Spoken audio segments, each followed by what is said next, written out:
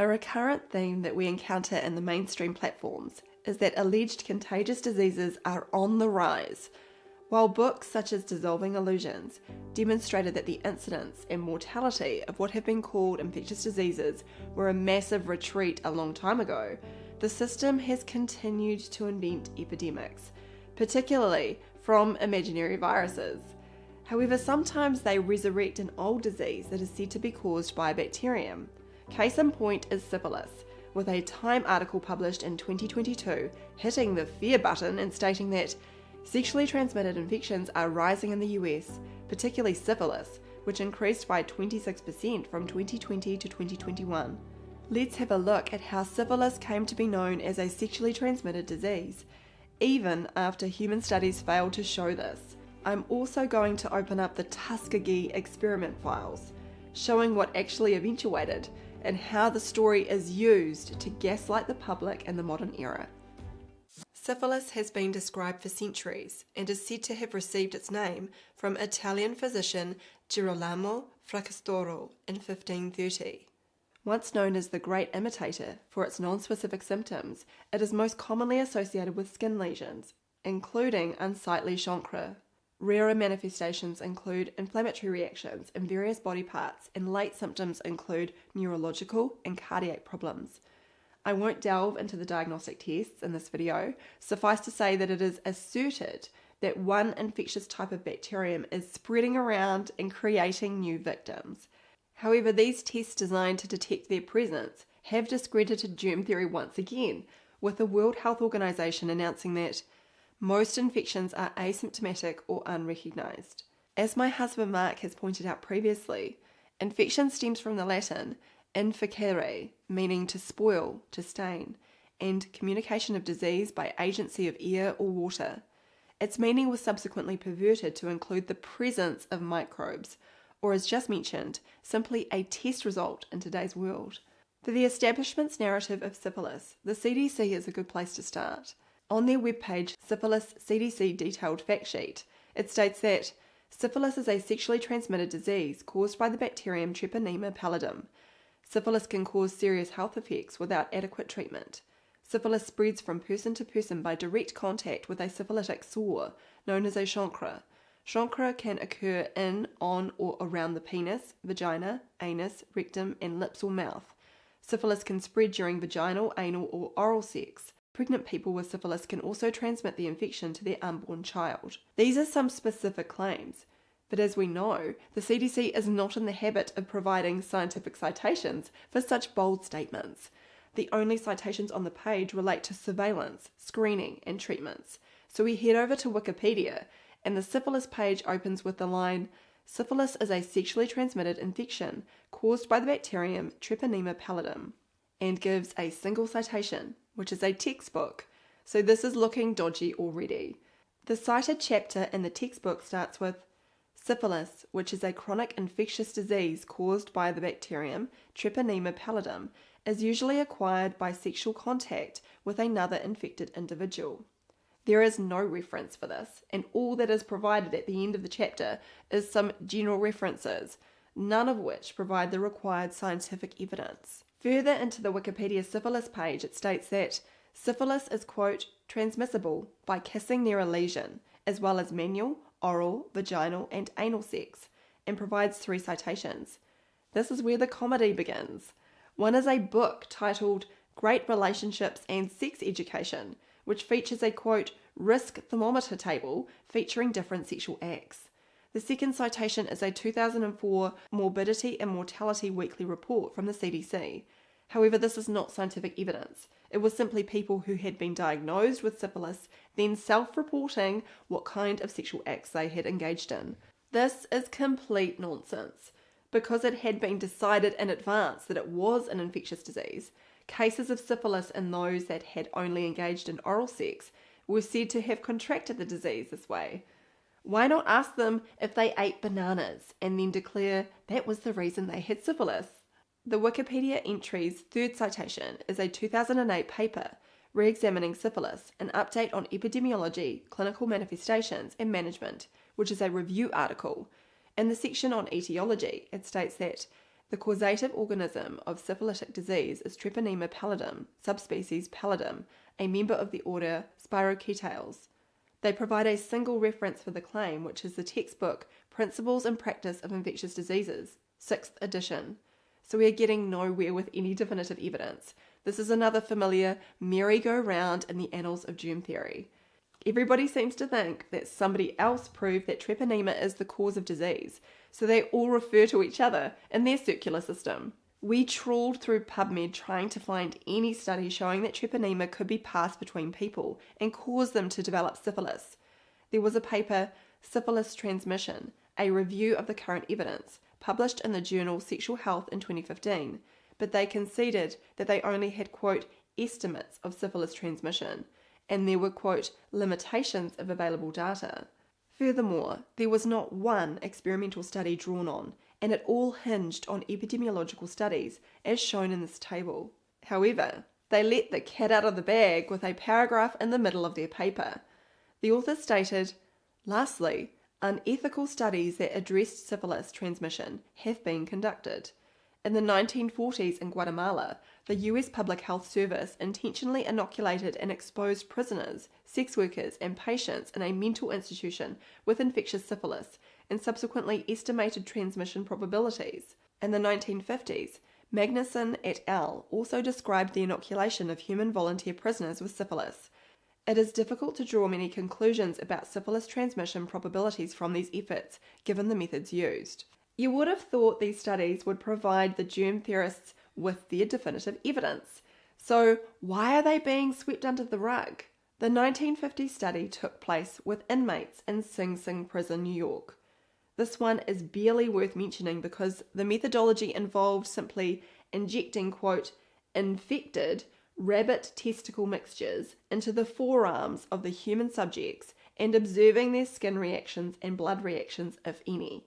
One of these mixtures was obtained by injecting treponema bacterial cultures into the testes of rabbits, then killing the rabbits 10 days later, removing their testes, and then slicing and shaking the tissue for 2 hours to create their brew. In other words, a pointless animal torture exercise that has nothing to do with establishing how syphilis is supposed to transmit. Onto the second human experimental study, which was carried out by the US Public Health Service in Guatemala from 1946 to 1948. Those of you who have seen my 2022 video, What We Weren't Taught About Gonorrhea, may recall that I have mentioned this one before. It was when they really tried to spread so-called sexually transmitted infections the old-fashioned way.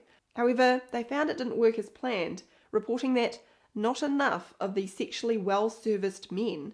The researchers actually timed how long they spent with the prostitutes and thought they acted like rabbits, even when plied with alcohol, seemed to be getting syphilis. Before we look at the specific results, there is again the problem of what is considered a case. A review of the study reported that the serology, blood test for syphilis, had always been a problem, as the balance between sensitivity and specificity created many false positives and false negatives. The problem is more serious than this, of course, because the tests have never been shown to be related to any causative agent. But you can see that even on their own terms, the diagnostics were an issue, and the declaration of disease could be wrongly conflated with blood test results. If we look at the CDC's official report, we can see that they claim to have, quote, infected 61% of the subjects, but can be shown to be as farcical as the claimed gonorrhea transmission rates we exposed in my What We Weren't Taught About Gonorrhea video. The CDC report glossed over the complete failure to demonstrate the sexual transmission of syphilis, describing it as, quote, relatively inefficient. They induced syphilis in 2 commercial sex workers through, quote, intracervical injection of infected rabbit tissue on the basis that this caused visible damage to their cervixes and positive syphilis blood tests. Following this, they reported that a total of 12 male volunteers from the penitentiary had a single sexual exposure to one of these women. Despite the absence of condoms or chemoprophylaxis, none developed clinical infection, and based on incomplete serologic follow-up, it was estimated that at most 1 or 2 were asymptomatically infected. Throw in some meaningless asymptomatic, quote, infections with test results when none had any disease. Because sexual intercourse failed to transmit disease, they resorted to, quote, cutaneous or mucous membrane inoculation. The inoculum was obtained from ground-up rabbits' testes or human samples taken from diseased inmates, and then a doctor held the subject's penis, pulled back the foreskin, abraded the penis slightly, just short of drawing blood, by scraping the skin with a hypodermic needle, introduced a cotton pledget, or small dressing, and dripped drops of the syphilitic emulsion onto the pad and threw it to the roughed skin on the man's penis for at least an hour, sometimes 2. Aside from the fact that they never demonstrated onset of disease through a natural route, their experiments were uncontrolled and failed to show that the treponema bacterium itself was A, the instigator of disease, or B, a contagious agent. Now we come to the Tuskegee experiment, the hushed up and heavily promoted study that took place between 1932 and 1972 under the control of the US Public Health Service and the CDC. In brief, 399 poor African American sharecroppers from Tuskegee, Alabama, were diagnosed with syphilis and enrolled into the study for follow-up. They were not informed of their diagnosis or the nature of the study, which was to observe the course of, quote, untreated syphilis. Now, in the 1930s, the recommended treatment for syphilis included mercury and salvicin, also known as compound 606. Of note, the latter came from the laboratory of Paul Ehrlich, the heralded father of immunology, chemotherapy, and, quote, magic bullet drugs. As a side note, I recommend reading Mike Stone's research publications concerning Ehrlich and the pseudoscience of antibody theory. The link will be in the video description. Mercury is of course toxic, and salvicin is one of the organoarsenic poisons, which have also been used as herbicides, insecticides, and chemical weapons. In other words, no one was missing out on anything by avoiding this nasty brew. In the post-World War II era, or around 13 years into the study, penicillin was withheld from the participants, with the subsequent claims that this would have cured the men. A Los Angeles Times story in 2004 reported that, by the time the study was exposed in 1972, 28 participants reportedly had died of syphilis, 100 were dead of related complications, at least 40 wives had been infected, and 19 children had contracted the disease at birth. However, no source is cited for these numbers, and they are suspected to be fabricated. It was not until October 2023 the US National Library of Medicine finally made available online the Tuskegee study files. We located the document called the Report on Tuskegee Syphilis Study, published in 1969, i.e. 37 years into the study. Autopsies were performed on 160 of the 276 syphilitic patients who died. Of those, syphilis was diagnosed at autopsy in only 83, 51.9%, and among these, syphilis was considered the primary cause of death in only 7, 8.4%, i.e. 4.4% of the total deaths. This is pretty underwhelming stuff for the alleged rampaging disease. They then give a breakdown of the 7 deaths, which are ruptured aneurysms and aortic valve problems. All pathologies that could also be attributed to other factors, such as smoking, hypertension, and congenital problems in a group of men with poor general health.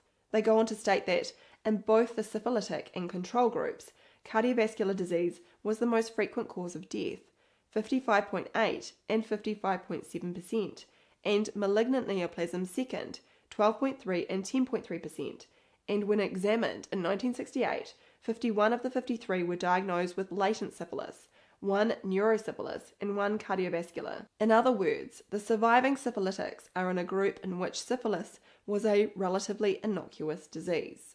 When people refer to the Tuskegee scandal, I suspect that most are not aware of what these actual outcomes were. Don't get me wrong, all of these men were treated appallingly by the allopathic medical complex, but from our point of view, so are most people going into the system in pursuit of health. However, look at how the mainstream portrays the scandal today. The themes are deadly and contagious pathogen in the form of treponema, with the men being called, quote, survivors by the mainstream. Allopathic, quote, magic bullets to the rescue, first in the form of organoarsenic poison, and then penicillin. The supposed collective guilt of racism thrown into the mix. All of these themes from the Tuskegee story are used to this day by the establishment and for the establishment's benefit. Keep in mind this was a government study, and governments are the most racist organisations in history. But for the gullible, it was smoothed over by Epstein Island frequent flyer Bill Clinton in 1997. On behalf of the American people, what the United States government did was shameful, and I am sorry. The guilt-tripping gaslight probably means that most people won't critique the Tuskegee narrative, as it looks like a landmine. However, those who are prepared to have a look can see that it is more germ theory nonsense. The study did not provide any evidence that syphilis was contagious or caused by Treponema pallidum, and it did not show that men who were living in destitute circumstances would all have been miraculously made healthy by taking a course of organoarsenic chemicals or penicillin. In 2021, the mainstream gaslighting was in full swing, with the narrative that the Tuskegee saga had caused some black Americans to decline the COVID-19 shots. The Tuskegee study had nothing to do with vaccines, because there has never been a syphilis vaccine, but they tried to shoehorn the story in, never mind that no data was provided outside of some anecdotal accounts. Again, it is the establishment that is being racist, because they infer that blacks are afraid to, quote, follow the science and take government-recommended shots. From our point of view, these African Americans did the right thing by not participating in the COVID-19 fraud and should never rely on governments and their allied industries for guidance when it comes to health matters. Dr. Tom Cowan has said that because he has publicly rejected germ theory, he received challenges that dared him to have sexual intercourse with someone who had an alleged venereal disease. As he rightfully responded, he is married and he has no interest in engaging in adultery. Like us, he is not afraid of microbial contagion, which is a scientific dead end and completely refuted concept. However, being healthy is about one's entire way of thinking and living. It was interesting to see that mainstream sources are starting to catch on to the nature of sexual relationships and the development of so-called sexually transmitted infections. A 2021 study found that couples reporting high levels of affection towards one another had much lower rates of positive, quote, STI screens than those who didn't. What would emotions have to do with how the alleged contagious microbes behave around the genitals? Still glued to germ theory, the authors speculated that it may be that when partners are equally satisfied with the relationship and emotionally affectionate toward one another, they are less likely to seek and engage in outside relationships. However, they had no evidence to support this alleged mechanism of bringing germs into a relationship, and like everyone else, cannot provide evidence that microbes cause disease. We certainly accept that many people diagnosed with what can be called syphilis have significant disease. Sometimes unhealthy mothers can also give birth to diseased children. However, there is no scientific evidence to back up the claim that syphilis is contagious and caused by Treponema bacteria. The presence of the bacteria does not equate to disease, although when the underlying terrain becomes compromised for whatever physical or psychological reason, then the bacteria may proliferate as they deal with the mess. Like other purported infectious diseases, the epidemiological data regarding syphilis has been misconstrued. People with similar lifestyles and environmental conditions manifest similar diseases, which has nothing to do with contagion. In a developed country like New Zealand, syphilis is rarely seen in the general population, and yet multiple surveys have suggested it is a highly promiscuous nation, including the disturbing finding that Kiwi women had the highest number of sexual partners with an average of 20.4. The facts are out there in the open, and syphilis is another germ theory fantasy. There is no evidence that a healthy person will develop syphilis simply by coming into contact with someone that is said to have the disease. Nobody can catch, quote, it, but their living circumstances may invite disease in, and that is what needs to be taken care of.